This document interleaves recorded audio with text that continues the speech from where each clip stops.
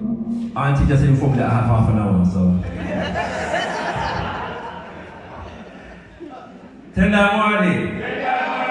Be thankful unto the Mother, Father, creative life force of the universe. Kudzai Mudzimu Mukuru. We give praises unto our great ancestors. Abibi Tumi, Abibi Fahodie, African power and African liberation for all African people. Ashe? Ashe? Ashe? Greetings to my elders who have joined us from across the waters. We thank you for being here. Much appreciated. I stand here as a representative of the Alkebulan revivalist movement, and so I greet you in the name of our leadership in general, and in particular, our spiritual leader, Brother Leader Bandaka, who happens to be my father, who is seated to my left, to your right.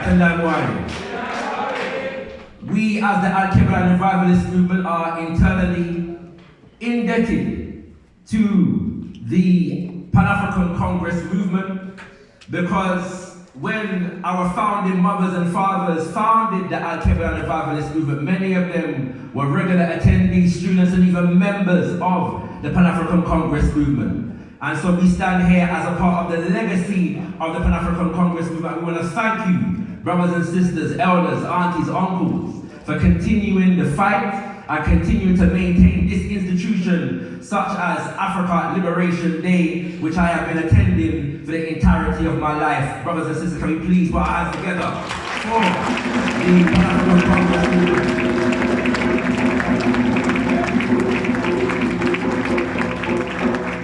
Good morning. Mama had just mentioned something to me, and I would let you know what Auntie had just said. We are in the year, what we call 2025, brothers and sisters, which we have dubbed the year of the triple centenary, because this year marks the 100th birthday of Omowale Malcolm X, of Papa Patrice Lumumba, and of Frantz Fanon. On the 21st of February 1965, Omowale Malcolm X stood at a podium 3 months from his 40th birthday, brothers and sisters, presenting the work of the Organization of Afro-American Unity, which he was in the process of building before he was gunned down by the forces of Bakra imperialism, white supremacy. And I'm very conscious of the fact, brothers and sisters, that I stand here before you at the moment, 3 months from my 40th birthday. Which is what Auntie was just mentioning to me, that I'm nearly 40. Which is true. But I mentioned that, brothers and sisters, not to cast myself in the light of Omowale Malcolm X, but as a signpost for the work that I and we have yet to do. Because when I look at the amount that that man achieved in 39 years of life, it gives me an understanding of what the work left that I have to do, brothers and sisters. Are you with me? Yeah. Are you sure? Yeah. And so in that light, brothers and sisters, I'm also the founder and director of a media institution called Kimbunga Media. Yeah. Get in tune if you don't know. And I want to impress upon us the need for us to develop our own media institutions. In September of last year, brothers and sisters, a devil by the name of Anthony Blinken, who was then the Secretary of State for the United States of America, the government of the United States of America, got on a platform in front of a press conference and charged an independent Pan-African media organization known as African Stream with being Russian agents of the Russian government. And the day after he said that statement, African Stream was removed from YouTube, removed from Instagram, removed from Facebook, and almost deplatformed from Twitter, brothers and sisters. An African media institution that at the time was giving us first-hand accounts of what was taking place in the rebellions in Kenya, what was taking place among our brothers and sisters in Burkina Faso, in Mali, and Niger, and Senegal, and Sudan, brothers and sisters, that had a has following of hundreds of thousands of Africans around the world. And one statement from one devil has affected their entire business plan. Are you with me, brothers and sisters? There is more that can be said on that. But the lesson that we need to take from that is the importance and the essentiality of Africans informing Africans about African revolution.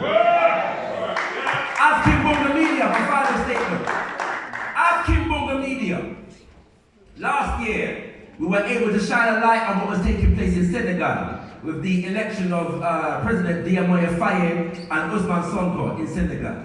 We're able to look at the dynamics in Niger, Mali, and Burkina Faso in relation to the alliance of the Sahel. We were able to look at what was taking place in Kenya in terms of the rebellions in Kenya among the youth and many other issues, brothers and sisters. We were able to look at what was taking place in Haiti. Let's not forget Haiti.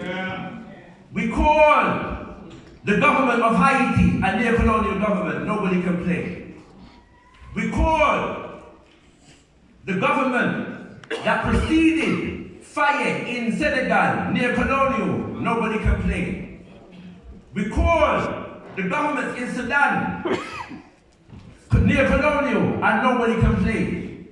We dealt with the issue of Congo and we called the government in Congo neo-colonial and nobody complained. But when we ventured to suggest and charge the government of Rwanda with being neo-colonial, all hell broke loose. Because many of us have been confused about the nature of the Rwandan government, brothers and sisters, and the individual Paul Kagame. Nobody is promoting Tshisekedi of Congo as a great reformist Pan-Africanist. But they are doing that with Paul Kagame. And we have to make it clear that this is enemy propaganda that we need to decode as African people, especially in a time in which the revolutionary spirit of African people is welling up around the world, brothers and sisters. Let us choose our own leaders for ourselves, and our leaders will not be given to us by Bill Clinton and Tony Blair and Donald Trump. And the spirit of African Liberation Day teaches us to be self-determined in the choice of our own organizations and our own leaders that will lead our African liberation fight. I thank the PACM for granting me the time, and I hope, brothers and sisters, you enjoy the rest of the day. 10-9-1.